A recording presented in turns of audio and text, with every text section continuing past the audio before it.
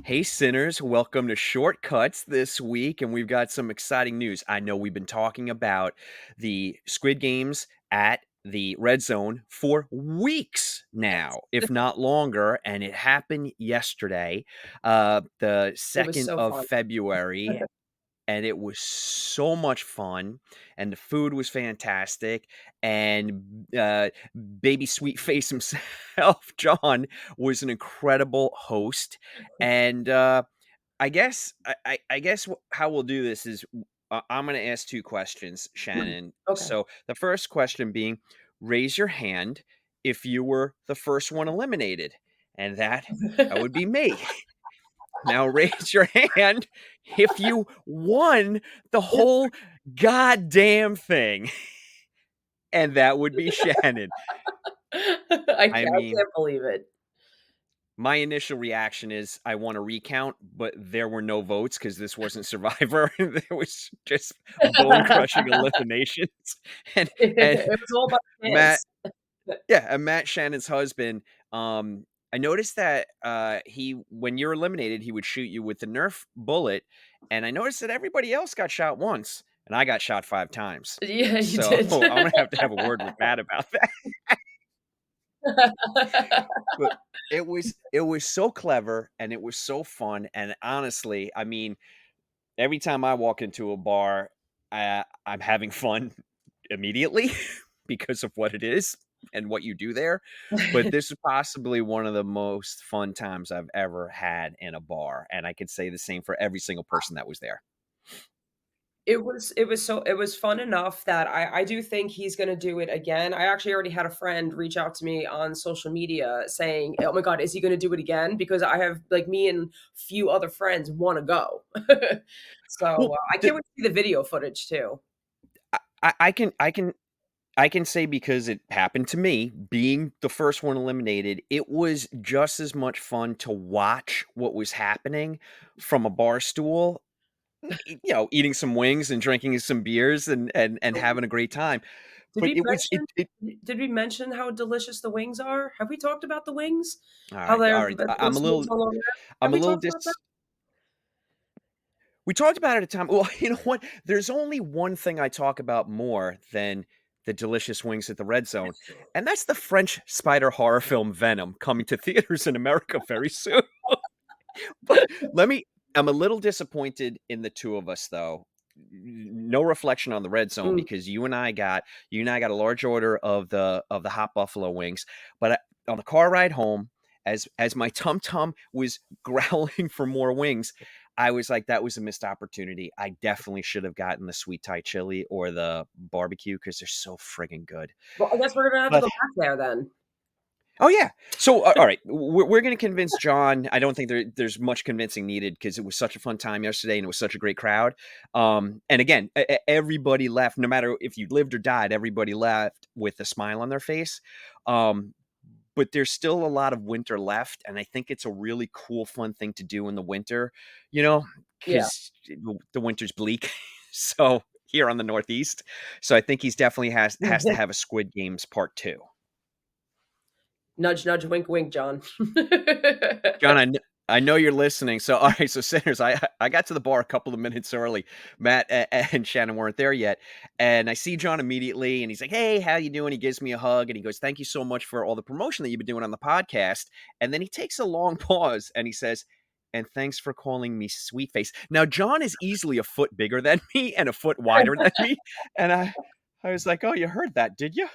I said, "Hope you like it, right?" And he didn't squish me into a tiny little ball and put me in his pocket, so I guess he does like it. Oh, good times though. So Shannon won $800. The door prize was $800, and the irony was that Shannon and I, before the games began, we were sitting on our bar stools as all the preparation was going on in the background, and it was a nice, vibe and a buzz going on because we knew it was going to start soon, and we just started talking about all the horror stuff that we have coming up. We want to go to Salem to the Salem Horror Fest. We want, we talked about Monster Mania in April. We talked about the Colonial Theater hosting Blobfest in July. And and we were like, we want to do all of these things, but Yeah. they cost money, you know? And Not a we're not problem for rich. one of us now. Someone's flush, and someone needs to get a paper route to be able to join you at all these things. So it's just gonna it's so nice to now, be able to do all this stuff, and Sinners, just to put this on your radar, Shannon and I were talking about, actually starting to get booths at some of these, conventions and, at Blobfest this summer in Phoenixville, Pennsylvania. It Mhm. is a 3-day weekend at the Colonial Theater where the original Blob was shot, and I don't give a rat's ass about that horrible 1950s movie, but I certainly do love the 1988 version, and they show that as well. So I all the kisses in the face for that Kevin Dillon and his tape on mullet, and I'll be there, front row. Maybe maybe I could grow it out in Yeah, I was gonna time. I'm say, not maybe gonna we do should get you that. extensions.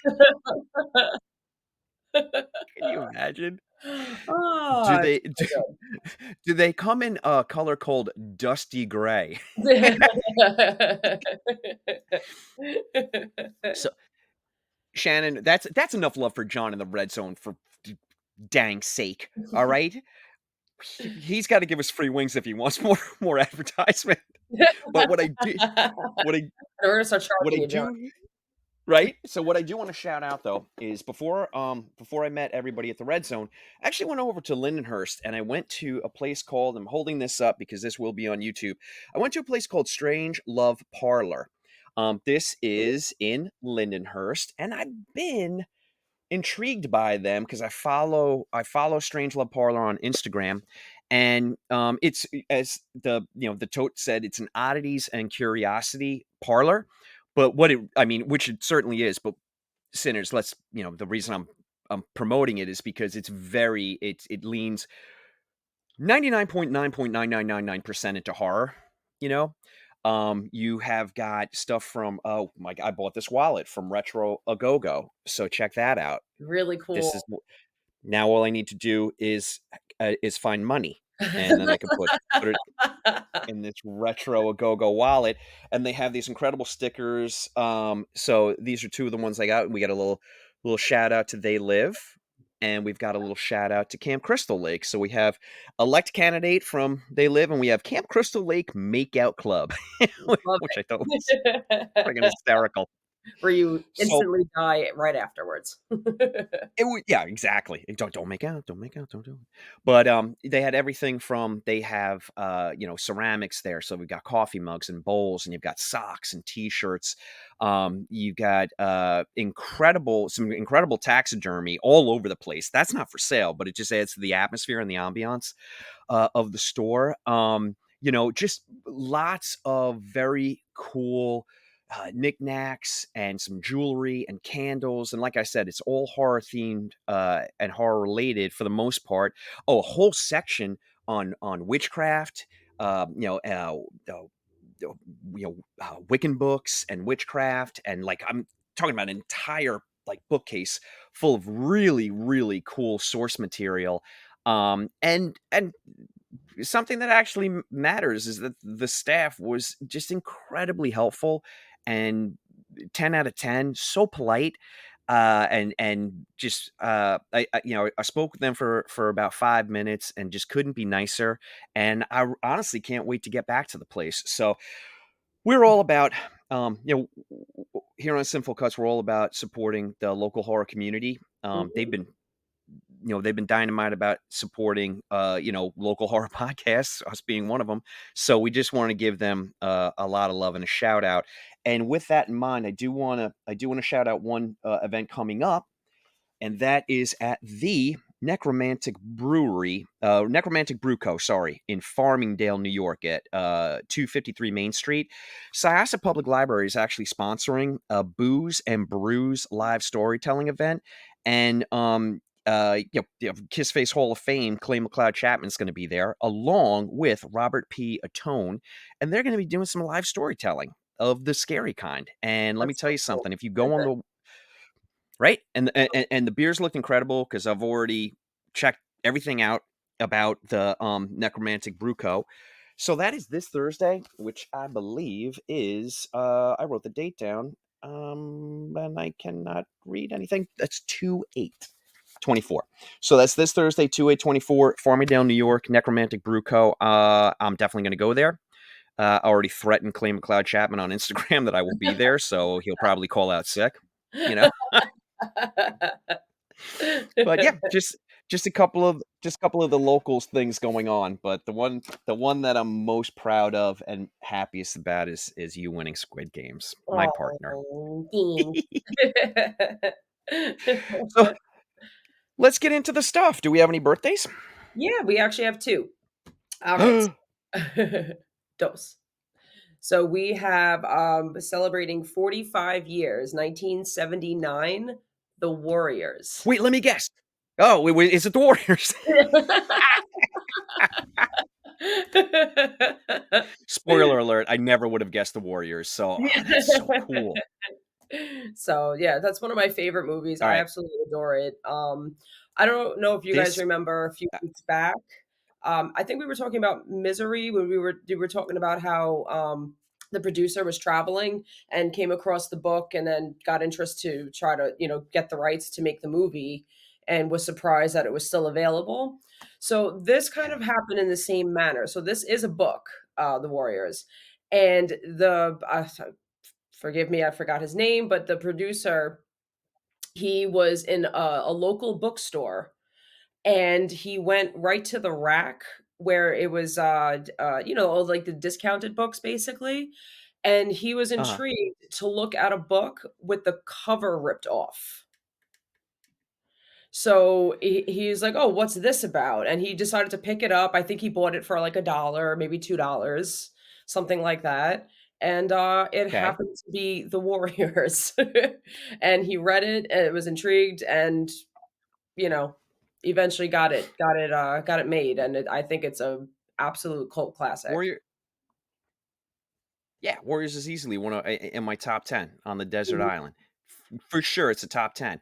Um, Shannon and I, Sinners, as you know, we're from New York, so, it resonates with us because I can't every time I see a sign for Van Cortlandt Park, I think of the Warriors. Every time I see a sign for Coney Island, I think of the Warriors.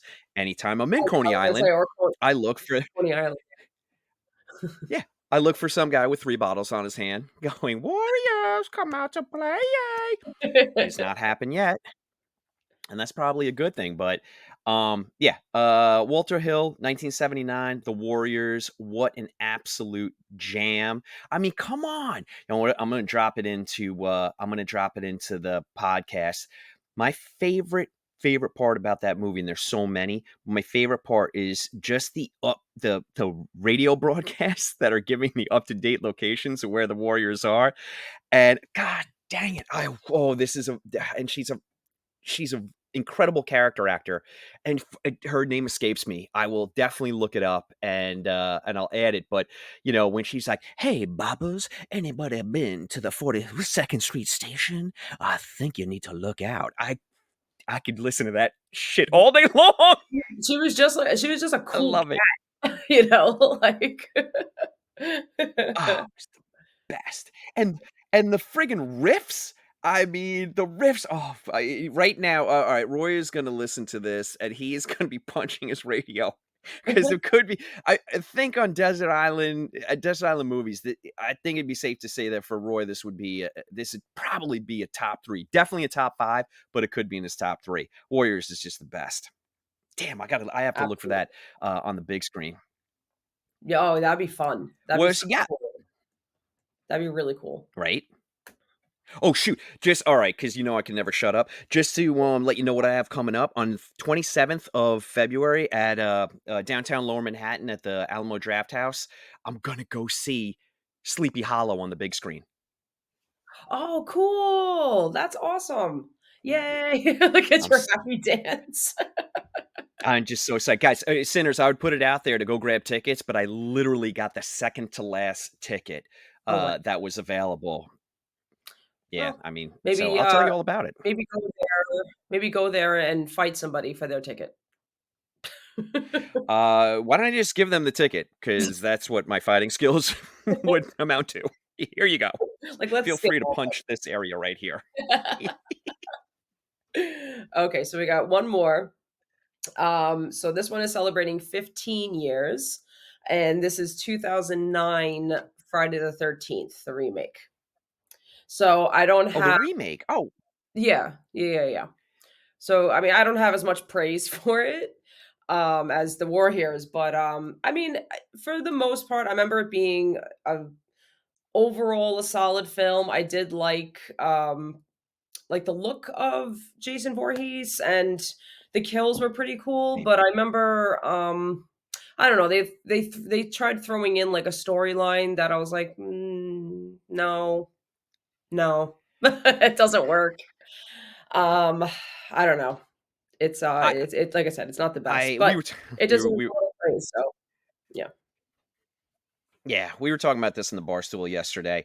I yeah, mean, it just, it's just one of those remakes that just got pumped out in the early 2000s. I like the fact that Derek Mears playing Jason. You can tell he is having a blast with the movie. yeah, He's just having so much fun playing Jason, and that kind of comes through. But I'm with you. I mean, as far as I don't know that there was really any really successful remake during those early 2000s. I'm thinking of like I do like House of Wax, but I'm thinking about like the Nightmare on Elm Street. What else did I mean? We had a bunch. They remade the they did, hell out of so much, they did. But hey, look, but Sinners, if it's your bag and you like the remake, guess what? Give it a nice birthday hug because it's celebrating. Yes. All right. Let me put my eyeballs on. I don't have so much, Shannon. There's no movies. There's no movies. There's a bit of streaming. Um and there's a bit of news, but all right. So let's you know what? Let's start with books as always. Emily Hughes, you're the best. I steal all your stuff and I will continue to. Okay, so Emily put together just an absolute colossal list for February.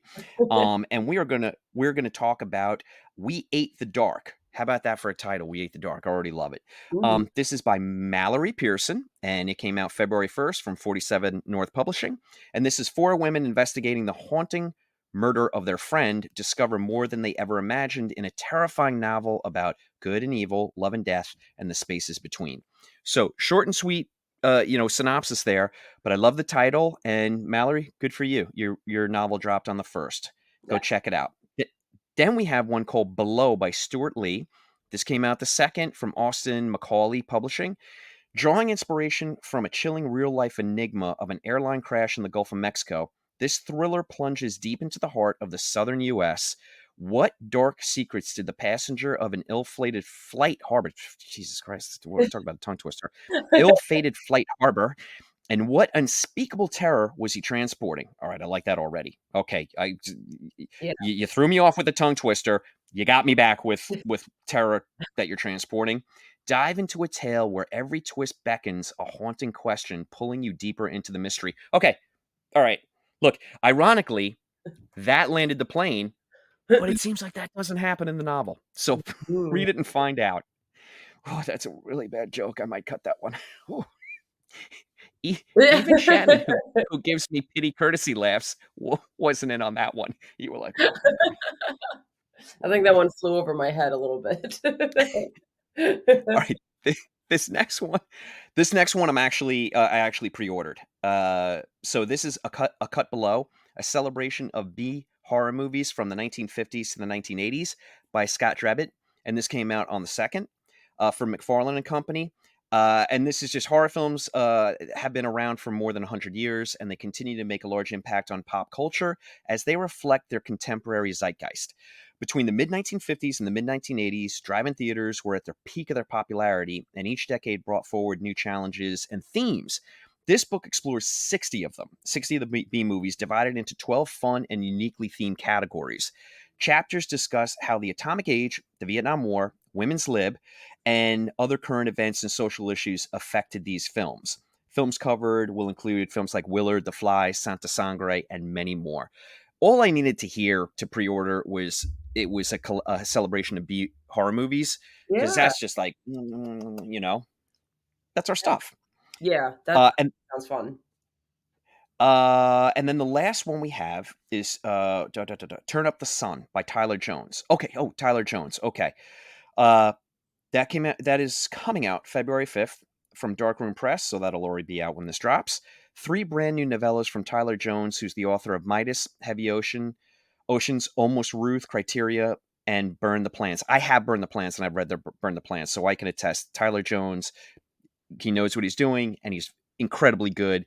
And he writes scary as hell fiction. He was one of Esquire's best books of 2022. In Turn Up the Sun, Hazard, the eccentric drug dealer from Criterium, is horrified to discover he has a doppelganger who appears at the scene of a grisly murder. In Strider, a pediatrician is not only haunted by her mistakes, but she's stalked by them. And in Sidewinder, a young musician receives a custom otherworldly guitar pedal. Cool. Okay. That sounds Nice. fun. Yeah. Okay. Yeah. I'm gonna let I'll let the description talk for itself. So then, gang, we're just going to quickly turn to streaming, and we have Laced, which is on your rent or buy platforms, major platforms. And this is the writer director Kyle Buttonhoff wastes no time explaining his film's central dastardly deed. Molly poisons the meal she makes for on one wintry night for her husband Charlie, with whom she harbors deep resentments. The trouble is the food wasn't spiked strong enough, and it leaves Charlie sick and not dead. Molly can't bring herself to finish him off, so she gets her co-conspirator, who happens to also be her lover, Victoria, to come over to finish the job. When Victoria shows up, that's also when Molly's brother Austin shows up, and the film starts leveling up head-snapping twists before a bloody and delirious finish. I watched a trailer for this, Shannon, and it looks really clever and it looks really good, and Okay. I'm in. Yeah. Nice. Then you've just got films like Where the Devil Roams, which I just wanted to remind Sinners is on Tubi, and that's by the Addams family. So we love those guys. So get in on that. And that's it. Okay. That's it. So, are you ready for a little bit of news? Yeah. It's slim, but there's some. Okay. Okay. How do you feel about Catherine O'Hara joining The Last of Us season 2? I think that says it all, Sinners. Yeah, yeah, that's good stuff. It I like it Really a lot. excited for that. I like it a whole lot. Right? Okay. Okay, let me ask you, this is good. This is almost like a smash or trash because you don't know what news I'm gonna do. No, I don't. How do you feel about this, Shannon? How do you feel about a remake of Attack of the 50-Foot Woman? I did hear about that. Burton? Do you know who's directing it? Yup. Yup. Yay! Alright, I did Sinners, see that. I need you to do me a favor. I need you to do me a favor. I need you to go out. First, I need this movie to happen because Tim Burton, he's nowhere near as bad, and I mean bad in a good sense. He's nowhere near as bad as Guillermo del Toro for taking on projects and then those projects not happening. But it has happened with Burton a time or two in the past. So I'm fingers crossed Yeah. that he signed on to it, and I really need this to happen because in my mind, I'm like, okay, Tim Burton directs Attack of the 50-Foot Woman, and it's incredibly successful, and that sparks an entire new generation of 1950s B movie remakes, which I'm down for. Yeah. You know, we already have. All right, let me see if I can do this right, because as our resident Italian expert, you're going to let me know. Michael Giacchino Gia is directing them. yeah. It's Giacchino, right? Giacchino. Stupid Irish mouth gets it. So we already have Michael Giacchino directing them. Then we're going to get a Tim Burton directing Attack of the 50-Foot Woman. I mean, I'm just putting this out there for directors at large. Tarantula is waiting for you. Yeah. I mean, I know we got Shape of Water, but what about Creature from the Black Lagoon? Universal, come on, I what the hell? yeah. I've been wondering if that has, like, a copyright issue because I'm wondering why we haven't seen that at all. It's almost like a cursed film. Oh, by the way, Sinners, you wanna check out something cool, go online, John Carpenter tried to get Creature from the Black Lagoon off the ground. I think it was during the '80s, but the concept art is on the interwebs. So if you just type in John Carpenter Creature from the Black Lagoon concept art, you'll get an idea of what the Creature from the Black Lagoon was gonna look like. It's pretty similar to the Creature from the Black Lagoon that we get in, Monster Squad, but it's Okay, pretty cool.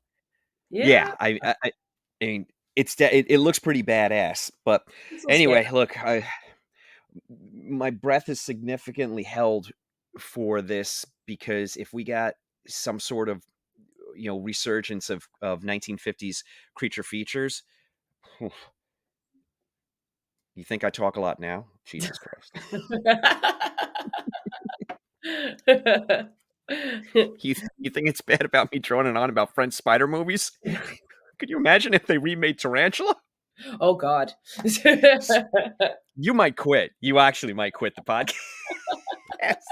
Can't Never. do anymore. Oh, all right. This one's sad. This one's sad. R.I.P. Carl Weathers. Yeah. Yeah. Yep. Raise a Big kiss for glass. you, Carl Weathers. Here's You to you. just yeah, to Carl Weathers. I mean, who gave us such great films and such great performance from start to finish, but Predator, Action Jackson, oh my god, what was Mandalorian? No, but wait, oh, shoot, I'm missing one that is just so friggin' oh, this is bugging me. Crap. I'll just go through his IMDb and I'll find it and I'll post it in. Um, okay.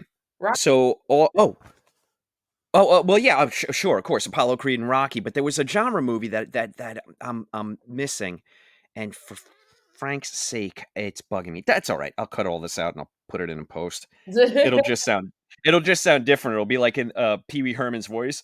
And the movie was just lay it in there.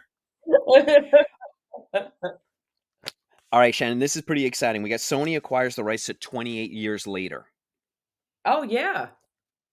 Yeah. So we're gonna get the trilogy. We're gonna finish it out. Okay. Danny Boyle set to direct. At this moment, oh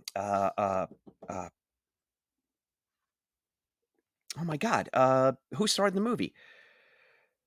And, Dan was just an Oppenheimer oh, you know me and names, terrible I at names. know. We're gonna have to drop this one in too, for Pete's sake.